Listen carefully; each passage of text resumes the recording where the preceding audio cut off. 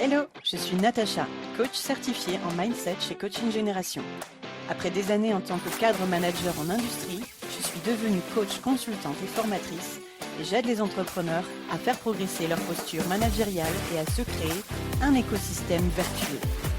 Si vous êtes à la recherche de techniques modernes, d'outils et d'astuces en management, leadership et d'une bonne dose d'énergie, vous êtes au bon endroit. Dans ce podcast, je vous partage tout pour vous inspirer, intégrer de nouvelles pratiques et insuffler une dynamique humaine et authentique dans vos équipes. Alors, installez-vous, c'est parti pour l'épisode du jour.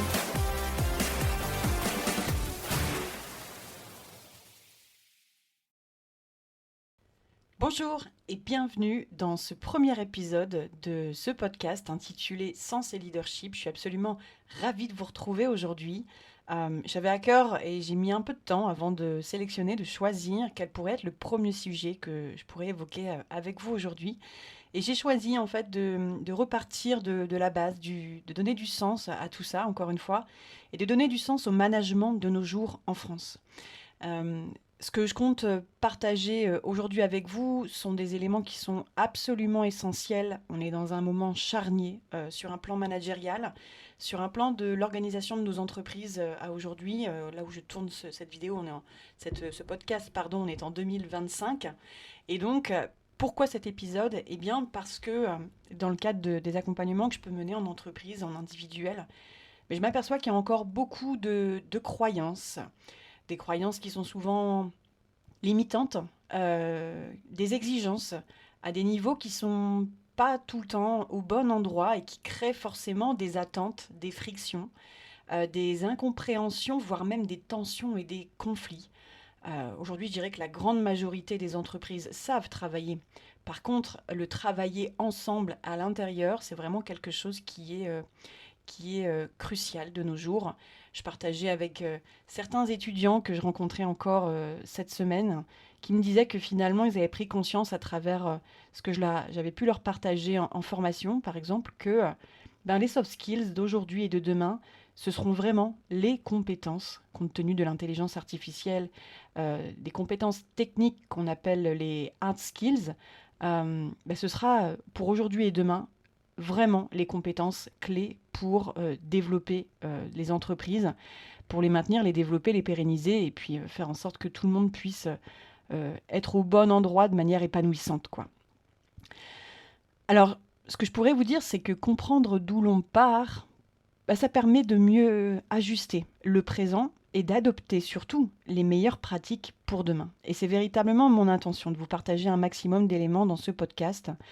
Alors dans cet épisode particulièrement, finalement, vous allez comprendre pourquoi, en 2025, beaucoup d'entreprises ont pour moi 8 trains de retard. En quoi il est primordial, finalement, de revoir son positionnement et de recevoir les meilleurs conseils pour mieux ajuster sa propre posture managériale. Et puis je vous partagerai en fin de cet épisode mes 3 préconisations absolument essentielles, selon moi, encore une fois, pour ce moment de la décennie 2020-2030. Ce qui fait qu'à la fin de cet épisode, pour moi, vous aurez tous les éléments pour mieux cerner les enjeux à venir pour vous comme pour votre entreprise. Et je compte vous délivrer dans de futurs épisodes toutes les astuces pour accompagner au mieux vos équipes. 2025, et je dirais même au cours du 21e siècle, parce qu'on n'a pas attendu 2025 pour s'en rendre compte, c'est-à-dire que la donne a complètement changé pour la posture managériale.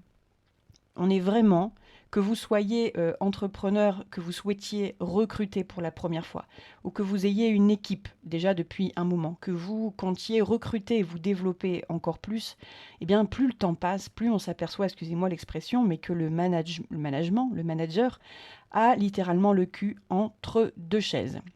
Pardonnez-moi l'expression, mais c'est une réalité dans le sens où finalement il est pris en étau entre la vision d'entreprise, les décisions qu'il doit prendre, mais aussi donc ses problématiques, ses attentes, des choses qu'il doit absolument faire avancer, et puis également les problématiques, les attentes, les difficultés des équipes, et cette nécessité de s'ajuster. C'est-à-dire qu'effectivement, seul on va vite, mais ensemble on va plus loin.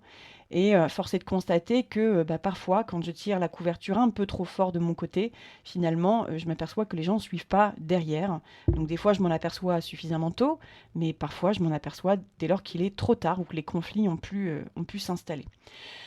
Donc on est également, au-delà d'être entre deux chaises, on est également exactement encore, en 2025, entre l'ancien modèle de management dont je vais vous parler et des nouveaux modèles, certes plus performants, mais finalement la question qu'on se pose, c'est à quel prix? La métaphore que je pourrais vous amener, c'est comme si vous aviez acheté une voiture sur laquelle on vous a ajouté plein de voyants, mais sans vous donner la notice. Alors du coup, ça clignote, les jauges bougent, mais finalement, leur interprétation aujourd'hui est restée à la bonne volonté des conducteurs, c'est-à-dire des managers et des entrepreneurs que vous êtes. On ne vous a pas forcément, de la même manière qu'on ne vous a pas appris forcément dès le départ à gérer une entreprise, il faut aller chercher l'information. Eh bien, aujourd'hui, on en est à un stade où effectivement, il faut également aller chercher ses compétences en management. Et si on ne le fait pas, si on y va de manière intuitive, eh bien, les conséquences peuvent être catastrophiques. Aujourd'hui même, je dirais que par rapport à l'image de la voiture, vous êtes verbalisé pour ça. C'est-à-dire que les conséquences peuvent aller légalement incriminer un manager qui ne prend pas soin de la santé mentale de ses collaborateurs, sans aller même jusqu'au harcèlement. Aujourd'hui, on peut être incriminé pour ça. Donc les attentes sont, dans notre société, toujours plus nombreuses, voire paradoxales. Et donc c'est une vraie nécessité aujourd'hui que chaque cadre, manager, entrepreneur, se voit doté d'outils, de process, de méthodes, et sache littéralement ajuster ses comportements, faire preuve de psychologie.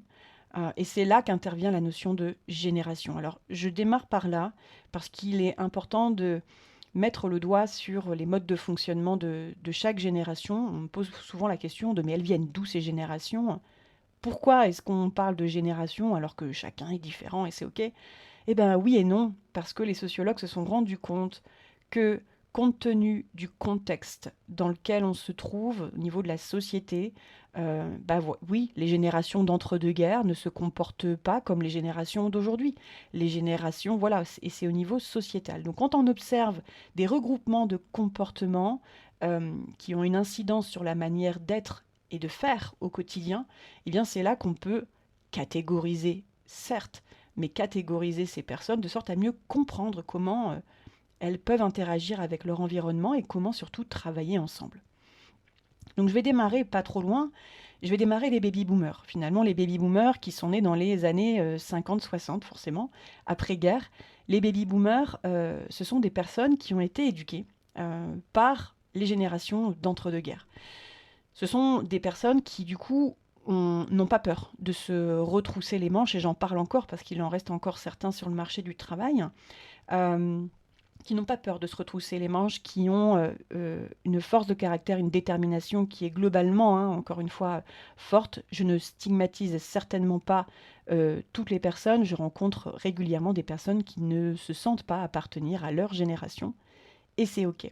Dans tous les cas, les baby-boomers ont une forte valeur travail, n'ont pas peur de se retrousser les manches et finalement ont encore au niveau de l'éducation cette empreinte de dire, voilà, il y a un commandant, il y a un exécutant, tais-toi, travaille, bosse, et puis on s'en parle après, et encore si j'ai envie. Donc voilà. Donc il y a vraiment cette notion d'ordre patriarcal qui est encore bien présente. On en reparlera après d'un point de vue des sociétés, quelles conséquences ça a eu. Mais en tout cas, ce qu'il faut remarquer, c'est que les baby-boomers ont laissé leur place dans les années 60-70 à la génération X. Donc la génération X, la nouveauté, forte valeur travail également, mais la nouveauté, c'est que l'équilibre pro et perso a pris sa place à ce moment-là. C'est-à-dire, je rappelle qu'il y a Woodstock, l'émancipation de la femme, la place de la femme qui prend sa place dans la société. Je rappelle que le droit de vote n'est pas si loin que ça. Dans ce contexte-là, bien évidemment que la philosophie change, la philosophie de vie, les valeurs de la société changent, évoluent. Et donc, forcément, les gens qui sont à l'intérieur de cette sphère-là, des années 60-70, sont influencés par ce contexte-là. On est littéralement conditionné, influencé par le lieu dans lequel on vit depuis notre plus tendre enfance, par l'entourage, voilà, qui est proche de nous, plus ou moins proche de nous, et par les expériences que l'on vit finalement. Donc par rapport à ça, les générations X, forte valeur travail, voilà, il ne s'agit pas de se tourner les pouces, hein, encore une fois, très enclin à travailler fort, mais avec cette notion d'équilibre de vie où ben ouais, on part en vacances aussi, hein. Donc c'est aussi les congés qui arrivent à ce moment-là. On part en vacances, on fait attention à soi et la vie personnelle compte également. S'en vient ensuite les générations des années 80-90, hein. Donc là, on est dans le début des années 80 et finalement, la génération suivante, qui s'appelle la génération Y, s'arrête au milieu des années 80-90. Donc c'est-à-dire vers 95-97 pour laisser place à la génération suivante. Donc déjà au niveau de temporalité, on s'aperçoit qu'il y a quelque chose qui a été réduit. Donc c'est-à-dire ça va plus vite. Il y a quelque chose qui va de l'ordre de voilà, un changement un peu plus rapide, qui s'accélère au niveau des consciences. Et donc, la génération Y, si vous rapprochez vos deux avant-bras et que vous formez un Y avec vos bras, type YMCA, finalement, vous apercevez que quand vos avant-bras sont collés, votre main droite et votre main gauche qui forment les pointes du Y, finalement, partent dans un sens et dans l'autre. Et oui, la génération Y, c'est la génération qui a connu avant Internet, qui a connu l'émergence d'Internet et qui connaît aujourd'hui ce qu'est Internet. Ce qu'est devenu Internet, quelles ont été les conséquences finalement sur la société, l'organisation. Dans ce cadre-là, la génération Y, c'est la génération du grand Y en anglais. Le Y, c'est un why. Et oui, why, ça veut dire pourquoi. C'est la première génération qui pose la question du sens, donc qui va plus loin encore que la génération X, et qui finalement, vous allez vous rendre compte qu'un Y, né dans les années forcément 80, au milieu des années 90, c'est des gens qui ont tendance à poser la question de pourquoi est-ce que tu me demandes de faire ça. Donc on n'est plus sur le il faut, tu dois, je décide, tu fais. On n'est plus là-dedans. On n'est plus dans cette valeur travail en disant c'est nécessaire d'eux. On pose la question de mais pourquoi et pourquoi est-ce que tu me demandes ça? Pourquoi est-ce que tu nous demandes ça? Donc la notion du collectif est remise en question à travers le sens. Et donc c'est là que voit émerger de plus en plus de valeurs en fait, hein, qui sont très importantes pour la génération Y. La génération Y va plus loin aussi sur la notion d'équilibre vie pro-perso et s'autorise en fait à équilibrer. C'est-à-dire c'est plus simplement quelque chose qui serait bien de mettre en place, ça fait partie du quotidien. Et les choses vont venir s'accentuer par la suite avec les générations suivantes, c'est-à-dire la génération Z. Génération Z qui, quand bien même certains jeunes me disent encore qu'ils ont connu avant Internet, non. Pour ceux qui n'ont pas connu la Coupe du Monde 98, non, t'as pas connu ce qu'était véritablement avant Internet, même si tu as vu le Minitel passer par là. Mais globalement, ils sont nés avec Internet. Donc, ce qui se passe à ce moment-là, c'est que la génération Z, pour le fait de zapper, alors vous pourrez entendre également les millennials. En fait, les millennials, c'est un mix entre les générations Y et Z. C'est le passage entre les générations du nouveau millénaire. Mais globalement, on s'aperçoit quand on parle des millennials, hein, sur les différentes sources que vous pourrez retrouver sur Internet, il y a confusion entre finalement c'est des Y ou c'est des Z. Donc les millennials, on est sur un mixte des deux. Moi, je préfère parler des Y, des Z, les Z étant sur le fait de zapper. Pourquoi? Eh bien parce que c'est une génération qui réfléchit très vite. C'est une génération qui, si vous stimulez pas leur cerveau, et ça ils vous le partageront en grande majorité, effectivement ils s'ennuient. Donc ce qui fait que, comme ils ont connu Internet, eh bien s'ils s'ennuient, rapidement ils vont scroller sur leur téléphone, ils vont aller faire deux choses en même temps, ils vont écouter une vidéo YouTube en même temps qu'ils sont en train de travailler. Enfin, voilà, et c'est des cerveaux qui sont en ébullition en permanence, qui ont besoin d'être alimentés, sous couvert de quoi, finalement, derrière, ils vont réussir à se sentir extrêmement frustrés, en fait, de ne pas exploiter leur potentiel, de ne pas aller plus loin, de ne pas se développer. Et c'est ce qui peut créer le turnover, parce qu'ils s'ennuient, parce qu'ils ne savent pas quoi faire. Donc, on s'aperçoit de nos jours que les jeunes générations, il y a un phénomène au niveau des écoles qui apparaît, qui est de dire que les générations récentes ont un taux, finalement, au niveau de l'université, à bac+1, bac+2, un taux d'abandon qui est supérieur, finalement, aux générations précédentes. Mais c'est aussi parce que, pourquoi je fais ça? Où est-ce que je me situe? Quelle est ma place? C'est beaucoup de questions qu'ils se posent, mais malheureusement sur le tard. Donc, c'est en règle générale des personnes qui sont assez exigeantes, qui, quand elles arrivent dans l'entreprise, alors je vais reprendre des expressions de générations plus anciennes, qui peuvent les juger comme ça en disant elles se croient tout permis. Elles se croient tout permis et du coup des exigences et des attentes très fortes avec une, une non-compatibilité de valeurs. Il y a quelque chose qui ne se fait pas. Parce que la valeur travail chez les Z euh, rentre en opposition avec toutes les générations précédentes. C'est-à-dire que les Z, c'est pas le travail qui compte pour eux en premier, c'est littéralement leur vie personnelle. Donc ça veut dire que, et vous le voyez, hein, on est chez les Z entre les années 95-97 jusqu'à 2010. Ces générations-là qui rentrent aujourd'hui sur le marché du travail sont très exigeantes, mais leur défaut également, c'est qu'elles n'ont pas cette prise de recul, ce réflexe finalement d'aller explorer la dimension historique de chaque entreprise. Autrement dit, quand elles arrivent, c'est je veux, moi je veux, et je reste si je suis bien. Donc c'est vraiment ça, c'est je veux si je suis bien. Et si jamais elles n'ont pas satisfaction, elles sont capables de vous quitter, littéralement. Donc, sans prendre cette prise de recul, sans avoir cette prise de recul, sans aller consulter finalement l'histoire de chaque entreprise, c'est des générations qui vont se frustrer, qui vont être capables de vous quitter malheureusement, sauf si vous avez pris conscience, connaissance de ce qu'elles attendaient et si vous avez su réajuster votre posture, c'est ce qui va vous sauver, c'est ce qui va sauver votre relation finalement. Donc, maintenant qu'on a parlé des différents modes de fonctionnement dans les entreprises, ce que je vais vous proposer d'explorer maintenant, c'est la dimension historique de nos organisations d'entreprises dans ce même laps de temps et pour bien comprendre comment les entreprises se sont ajustées, adaptées finalement à ces différentes générations. Donc, sur le plan historique, si on remonte avec la génération des baby-boomers, finalement, la dimension historique, elle nous dit que le premier ordre patriarcal dont je vous ai parlé tout à l'heure implique qu'au départ, on avait un système pyramidal. En haut de la pyramide, vous aviez la direction, le chef, le patriarque, finalement, qui n'échangeait pas avec ses collaborateurs, qui leur donnait des directives, des consignes qui devaient être appliquées pour mener à bien pour arriver aux résultats escomptés et pour mener à bien son entreprise de manière générale.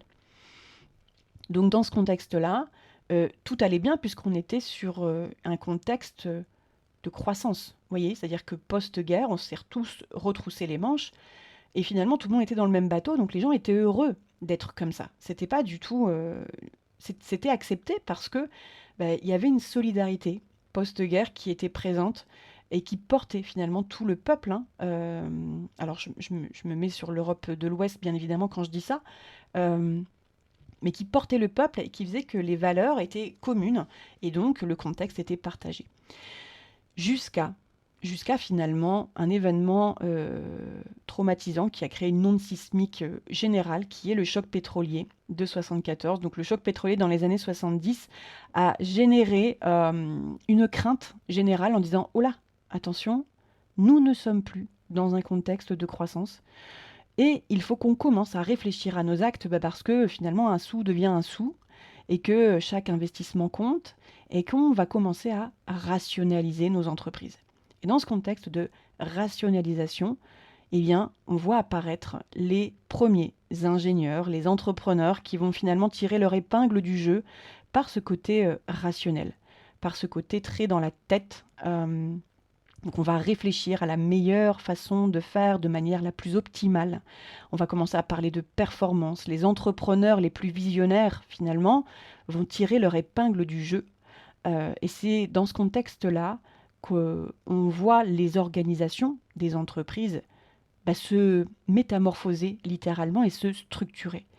pour arriver dans les années 70-80, du coup, à une forme de technostructure. Donc on a des identités collectives avec l'émergence, pour la première fois, la nécessité en fait, c'est-à-dire que dans le développement, la croissance est encore possible, mais en rationalisant, il y a tellement de paramètres et de dimensions dont il faut tenir compte finalement, qu'une seule tête ne suffit pas. Et donc c'est là que tout doucement on voit apparaître les différents responsables de pôle, de département, des différents directeurs. On voit des experts apparaître pour venir aussi conseiller les entreprises sur leur mode de gestion. Et donc de l'organisation de ces entreprises très structurées, on s'aperçoit que l'actionnariat, la maximisation des richesses, avec cette économie de réseau qui se met en place, avec l'émergence d'Internet, forcément, crée une maximisation des richesses et une recherche de la performance toujours plus loin, toujours plus haut.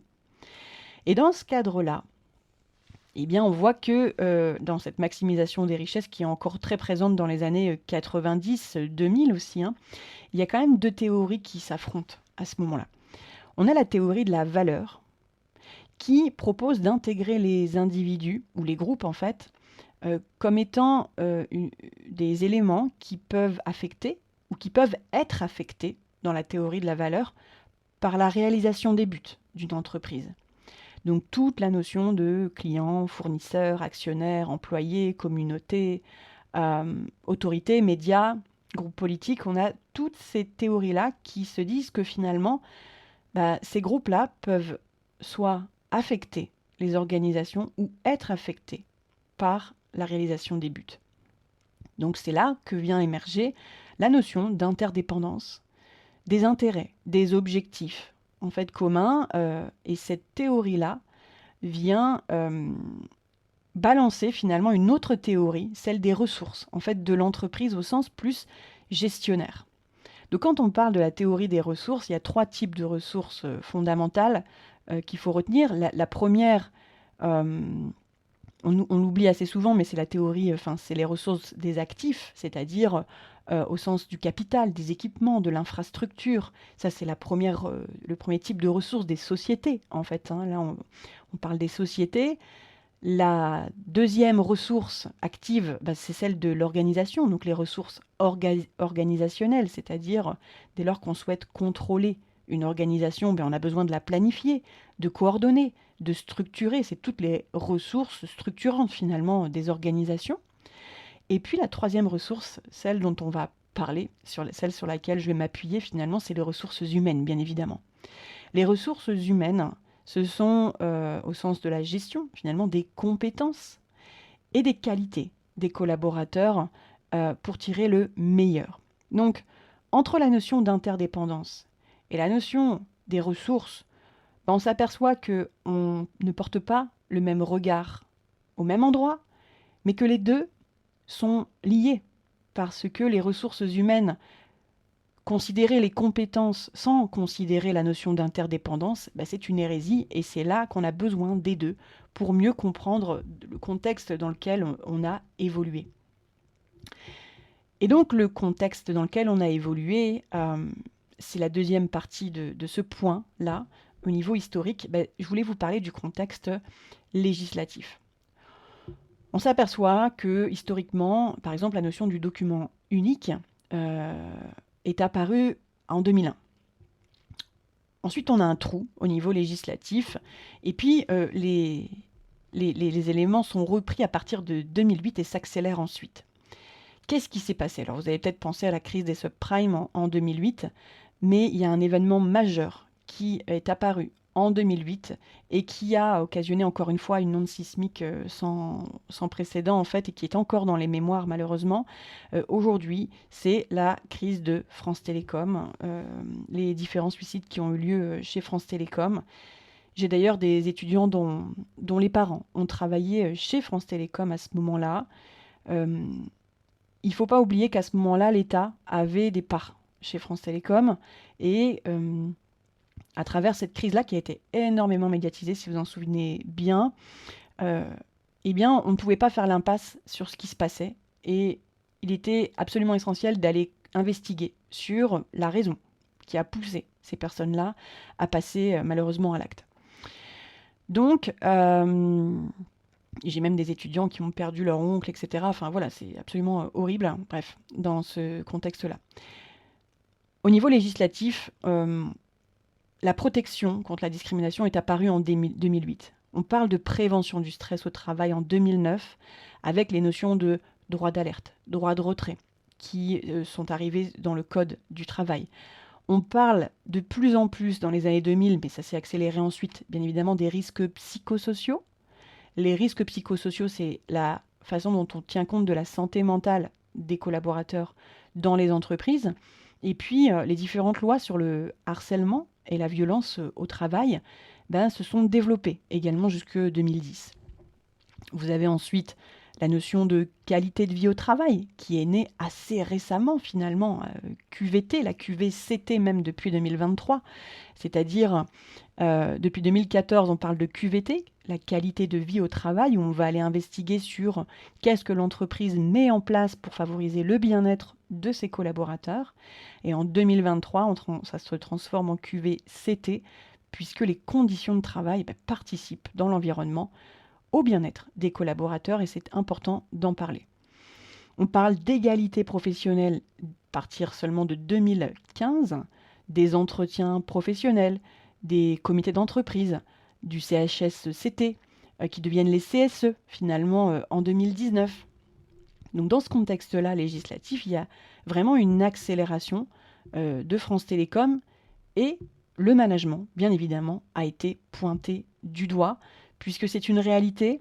Le PDG de l'époque avait mis en place vraiment des directives vis-à-vis du management qui étaient relativement sans scrupules sur le fait d'avoir des méthodes, des pratiques managériales qui pouvaient mettre une certaine pression, je ne peux pas le dire autrement, sur les collaborateurs. Et quand je dis ça, je suis gentille. Une certaine pression sur les collaborateurs. Il n'y avait absolument pas cette dimension de la prise en compte du bien-être. C'était pas des sujets qui étaient évoqués. Et je vous dis ça selon des témoignages également d'étudiants qui en ont parlé avec leurs parents. Donc finalement, dans ce contexte-là, on s'aperçoit que l'onde sismique qui a été provoquée a mené à une enquête. D'ailleurs, cette enquête, vous pouvez la retrouver sur Internet. C'est le rapport Henri Lachmann qui a été proposé au gouvernement à l'époque. Et ce qui est intéressant, c'est que une des propositions qui a émergé de cette enquête est absolument sidérante. C'est-à-dire que une des propositions consiste à préparer, par exemple, proposition numéro 6, à préparer et former les managers au rôle de manager.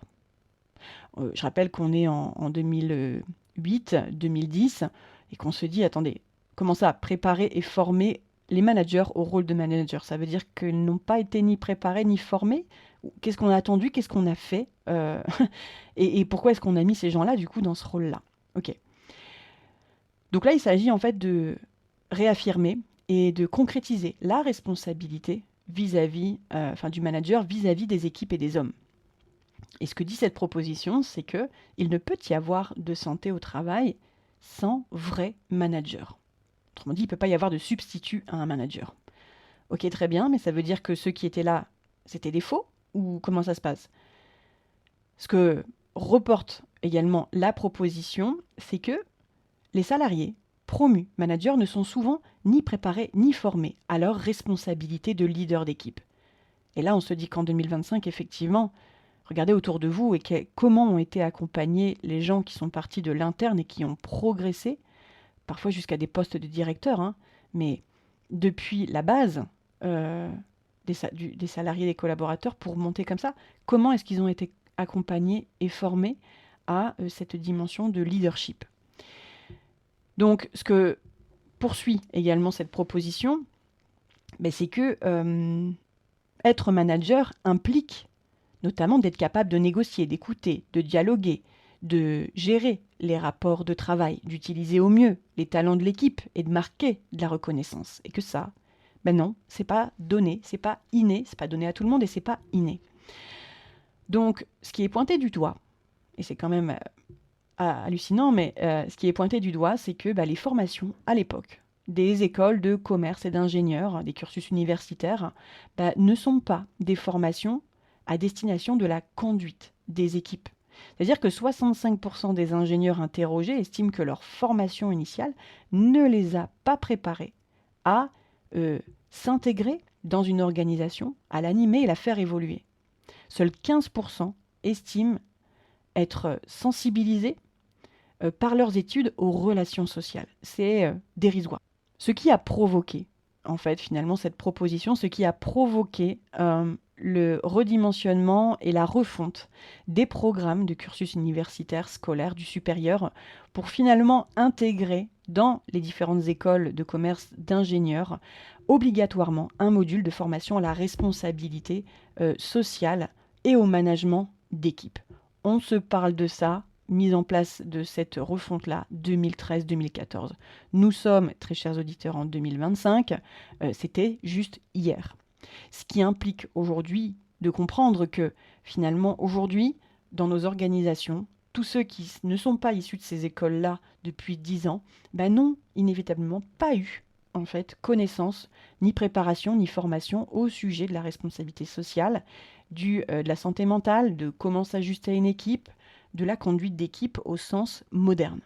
Et donc, c'est vraiment la raison fondamentale de la naissance de ce podcast, c'est de vous partager ce que je sais de ce point de vue-là. Et ça m'amène à mon troisième point, qui consiste à vous partager dans le cadre du contexte générationnel, dans cet historique et compte tenu de ce contexte législatif, eh bien, aujourd'hui, les vraies questions qu'on peut se poser, c'est comment attirer finalement les nouveaux talents, comment les garder surtout, et bien évidemment que c'est OK d'avoir des compétences techniques, mais sans le comportement, ça ne conviendra pas aux sociétés d'aujourd'hui. Donc, ce qu'attendent les sociétés aujourd'hui vis-à-vis de leurs jeunes collaborateurs, eh bien, la question qu'elles peuvent se poser en premier, c'est est-ce que le collaborateur, ce futur collaborateur, est capable de définir ce qu'est une entreprise? Est-ce qu'il en connaît les finalités? Est-ce qu'il a intégré que connaître l'histoire de l'organisation permet de comprendre ce qu'elle est aujourd'hui? Et est-ce qu'il s'est renseigné à ce sujet? Cette posture-là chez les jeunes générations, elle est absolument fondamentale pour pouvoir se démarquer et puis tirer son épingle du jeu dans cette société actuelle. Et ceux qui n'en seront pas capables vont virevolter, vont butiner d'entreprise en entreprise, mais est-ce qu'ils vont trouver leur place, connaître l'épanouissement professionnel? Actuellement, c'est pas sûr. Est-ce que le collaborateur, en plus, est capable de faire un état des lieux pertinent de ce qui se passe aujourd'hui? C'est globalement, ça m'amène aux 3 préconisations que je vais pouvoir vous faire.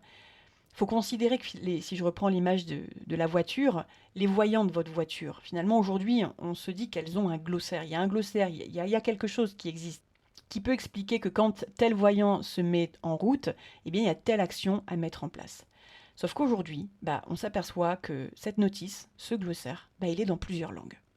Et que peut-être que vous ne les parlez pas encore. Plusieurs langues, pourquoi? Parce que chaque génération a son langage, parce que chaque personnalité bien distincte a ses attentes, a ses propres valeurs, a ses propres limites, et qu'aujourd'hui, construire une équipe sur base d'un collectif pour aller chercher l'individu ensuite, ça ne fonctionne plus. Donc, ma première préconisation, apprenez à partir de l'individuel pour construire un collectif. C'est sur base des connaissances que vous allez développer en individuel, sur le fait d'apprendre à parler une langue en lien avec une personnalité bien distincte, que vous allez seulement pouvoir construire un collectif. Et dans ce collectif, vous pourrez parler votre propre langue.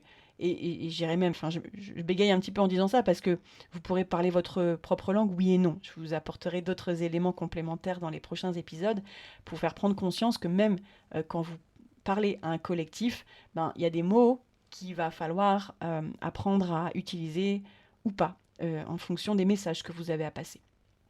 Ma deuxième préconisation, c'est qu'effectivement, non, vous ne pouvez pas parler de la même manière à tout le monde.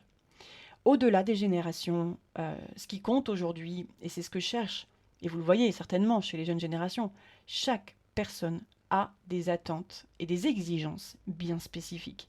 Et que si on ne s'accorde pas, si on ne s'ajuste pas, finalement, on en vient assez rapidement à des notions de tension, de conflit, de friction, qui va détériorer les relations. Et aujourd'hui, on a besoin encore de travailler en équipe, de travailler ensemble, même si l'IA est là et qu'elle va nous faciliter les choses d'un point de vue technique et professionnel, il restera toujours la dimension humaine qui primera dans cette humanité, et que si on ne réapprend pas à se parler, eh bien, on va droit dans le mur.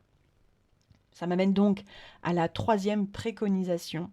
On a beaucoup parlé de valeurs, mais c'est vrai que le sens et la reconnaissance sont les maîtres mots de notre période actuelle.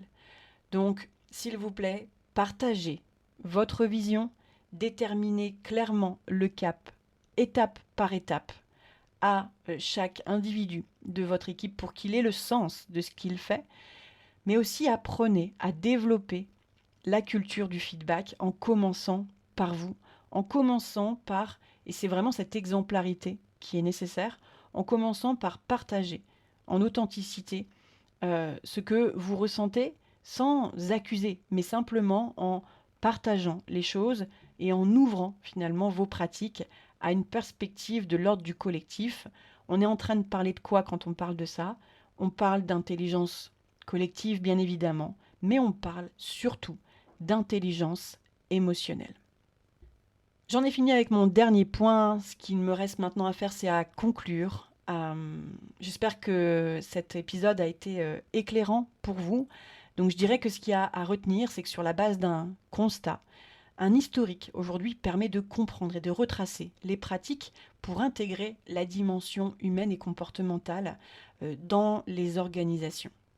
Je vous remercie d'avoir écouté cet épisode jusqu'au bout. N'oubliez pas de laisser un avis en commentaire de ce podcast. Ça aide énormément à le faire connaître et à le développer. D'ici là, je vous souhaite une bonne journée, soirée, où que vous soyez. Et je vous dis à très bientôt dans un prochain épisode. Bye tout le monde!